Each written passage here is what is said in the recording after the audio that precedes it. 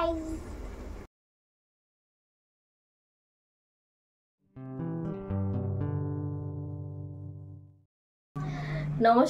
কেমন আছে সবাই? আশা করি সকলে খুব ভালো আছে, সুস্থ আছে। আমিও ভালো আছি। গড়কন্যা লাইফের নতুন একটি কুকিং ব্লগে তোমাদের সবাইকে স্বাগত জানাই। তো আজকে একটা নতুন রেসিপি তোমাদের সঙ্গে শেয়ার করব। তো চলো তোমরা রান্নাটা দেখো, যদি ভালো লাগে অবশ্যই কিন্তু লাইক করো, শেয়ার করো আর কমেন্ট করতে ভুলো না।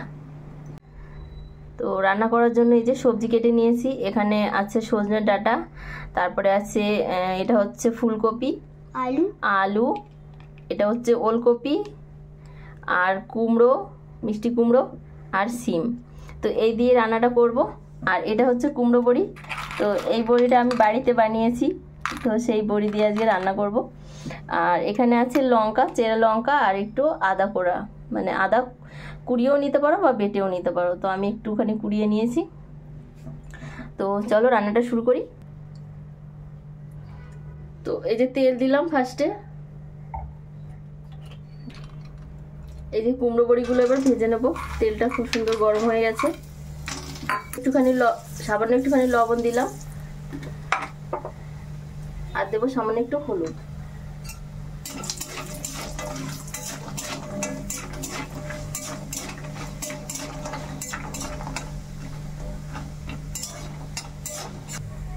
ভাজা হয়ে গেছে, তুলে নিচ্ছে। এবার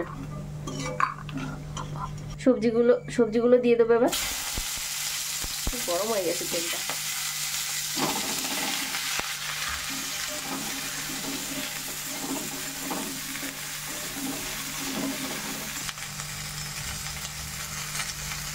এক চামচ মতো লবণ দিলাম আর হাফ চামচ মতো হলুদ দিলাম।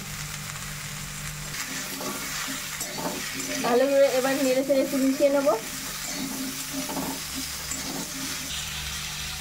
এবার চেরা লঙ্কাগুলো দিয়ে দিলাম।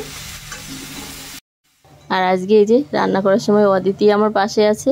তো ওকে তো বারণ দিলে শুনছে না, মানে ওই দেবে তরকারিতে, সবজিতে মশলা দেবে, তো একটু জিরে গুঁড়ো দিচ্ছে আর নিজেই নাড়াচাড়া করবে। অনেকক্ষণ ধরেই বলছে আমাকে, কিন্তু আমি ওকে দিইনি।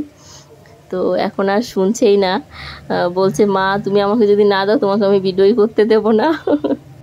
তো তাই একটু নাড়তে দিয়েছি। সবজিটা একটু মশলার সঙ্গে নেড়ে চেড়ে ভেজে নিয়েছি। এবার দেবো সামান্য একটু জল।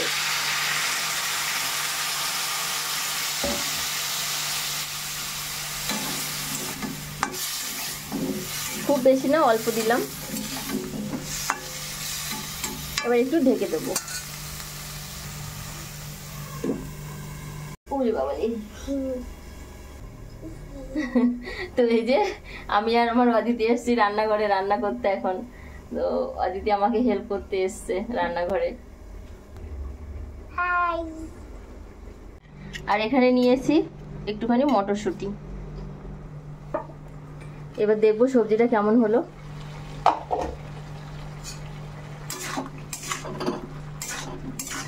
তো এই সবজির ভেতরে এবার মটরশুঁটিটা দিয়ে দেবো।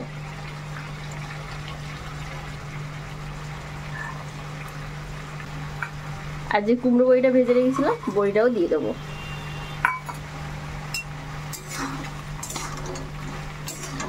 দিয়ে এবার ভালো করে একটুখানি মিশিয়ে নেব। এই যে সবজিটা এবার দেখো একটুখানি নেড়ে চেড়ে একটু ভেজে নিলাম। এবার এর ভেতরে দিয়ে দেবো জল। তো এখন কিন্তু গরম জল দিতে হবে, ঠান্ডা জল দিলে হবে না, কারণ ঠান্ডা জল দিলে আবার সবজিগুলো শক্ত হয়ে যাবে।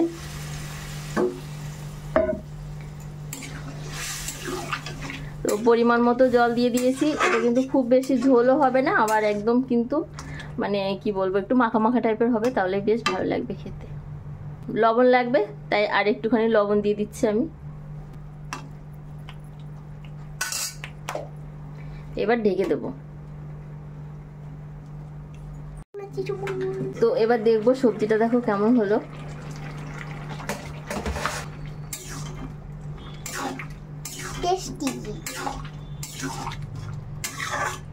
এবার সবজিটা আমি নামিয়ে নেব, কারণ ফোড়ন দিতে হবে। এবার আমি কড়াইতে তেল দিয়ে দিলাম। তো সবজিটা ফোড়ন দিতে হবে, তো একটু সর্ষের তেল দিয়েছি, দিয়ে এর ভেতর দিয়ে দেবো পাঁচফোড়ন। তো পাঁচফোড়নটা একটুখানি এই যে ভাজা হলে তারপরে দিয়ে দিচ্ছি তেজপাতা আর শুকনো লঙ্কা। তো এই তেজপাতা শুকনো লঙ্কাটা একটুখানি নেড়েছে, তারপরে দিয়ে দিলাম আদা। তো আদাটা তোমরা বেটেও দিতে পারো, আমি এখানে একটু গ্রেট করে দিয়েছি। আর এবার দিয়ে দেবো টমেটো। তো একটা বড় টমেটো দিলাম, একটু টকটক হলে বেশ ভালো লাগবে খেতে। তো টমেটোটা দিয়ে একটুখানি ভেজে নেব। তো দিয়ে দেবো এর ভেতরে হলুদ। আর এখন হলুদটা দিলে কী হবে, সুন্দর কালার হবে আর খেতেও বেশ ভালো লাগবে। একটু দিয়ে দিলাম চিনি, ছোটো 1 চামচ মতো চিনি দিয়ে দিয়েছি। দিয়ে এবার ভালো করে একটুখানি মিশিয়ে নেব। তো কুমড়োটা সরি টমেটোর ভেতরে এবার দিয়ে দিচ্ছি একটু সামান্য হিং। তো হিংটা দিয়ে এবার টমেটোটাকে আর একটুখানি নেড়ে চেড়ে ভেজে নেব। তো এইটা কিন্তু খেতে খুবই ভালো লাগে, আর তোমরা বাড়িতে একবার হলেও কিন্তু ট্রাই করো। আর কেমন লাগলো অবশ্যই কমেন্ট করে জানিও। এবার দেখো সবজিটা দিয়ে দিলাম, দিয়ে এবার ভালো করে মিশিয়ে নিতে হবে। আর 2-3 মিনিট একটু জাল করতে হবে সবজিটাকে, তাহলেই কিন্তু দেখবে কতটা সুন্দর হয়ে যায় দেখতে। খেতেও কিন্তু অসাধারণ লাগে গরম ভাতের সঙ্গে। অবশ্যই কিন্তু বাড়িতে একবার হলেও ট্রাই করো। আর যারা আমার ব্লগ দেখো তাদেরকে অসংখ্য অসংখ্য ধন্যবাদ। যারা নতুন আছে অবশ্যই চ্যানেলটা সাবস্ক্রাইব করে বেল বাটন ক্লিক করে অল অন করে রেখো, যাতে আমার ব্লগ চাইলে তোমাদের ফোনে নোটিফিকেশান পৌঁছে যায়। আর নতুন নতুন রেসিপি পেতে অবশ্যই চ্যানেলটা কিন্তু সাবস্ক্রাইব করতে হবে। এখানে দেখো একটু ধনেপাতা কুচি দিয়ে দিলাম, দিয়ে কিন্তু এবারে একটু নেড়ে চেড়ে নামিয়ে নিতে হবে। তরকারিটা কিন্তু একদম রেডি হয়ে গেছে, সবজিটা নামিয়ে নিচ্ছি। আর যদি এরকম রেসিপি দেখতে চাও অবশ্যই কিন্তু চ্যানেলটা সাবস্ক্রাইব করতে হবে। আজকের রেসিপি ভালো লাগলে অবশ্যই লাইক কমেন্ট শেয়ার করো। আর বড়ির রেসিপিও তোমাদের সঙ্গে শেয়ার করবো, কী করে বাড়িতে ইজিলি বড়ি বানানো যায়। সবাই ভালো থেকো, সুস্থ থেকো, টাটা।